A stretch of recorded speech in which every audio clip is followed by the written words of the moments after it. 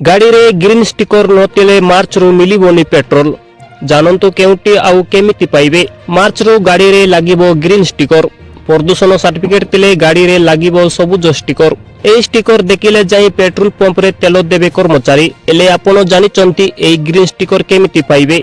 RTO रु मिलिबो PUC green sticker.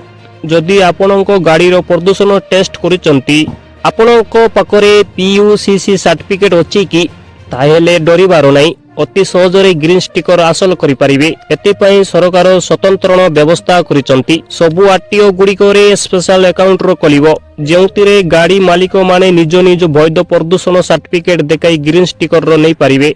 एही व्यवस्था जनवरी 10 तारिख रु राज्य समस्त आरटीओ रे आरंभ हेबो। अन्यपटे जेउ माने गाड़ी रो प्रदूषण टेस्ट करि नांती किंबा आगोकू गाड़ी रो प्रदूषण सर्टिफिकेट करिवे ताहेले विचलित हेबारो नै। से माने मध्य ग्रीन स्टिकर पाइबे। जनवरी 10 तारिख परे प्रदूषण टेस्टिंग सेंटर बा मोबाइल यूनिट गुड़िकरे गाड़ी जांच कले परे आपणको गाड़ी सेतिरे पास करे ताहेले सेटारु ही ग्रीन स्टिकर पाई परिबे। आउ आरटीओ ऑफिस को दौड़ीबा को पड़िबो नाही। ए नै परिवहन विभाग पक्षरु विज्ञप्ति प्रकाश पाइछि। केवल वैध प्रदूषण सर्टिफिकेट थिबा जान वाहन गुडी को ही सबुज स्टिकर प्रदान करा जिवो। स्टिकर जारी करिबा पूर्वरु आरटीओ अधिकारी माने जानर प्रदूषण प्रमाण पत्र पंजीकरण विवरणी एवं वाहन डाटाबेस रे थिबा रेकॉर्ड को जांच करिवे। जनवरी 10 तारिख रु समस्त आरटीओ रे ग्रीन स्टिकर मिलिबो।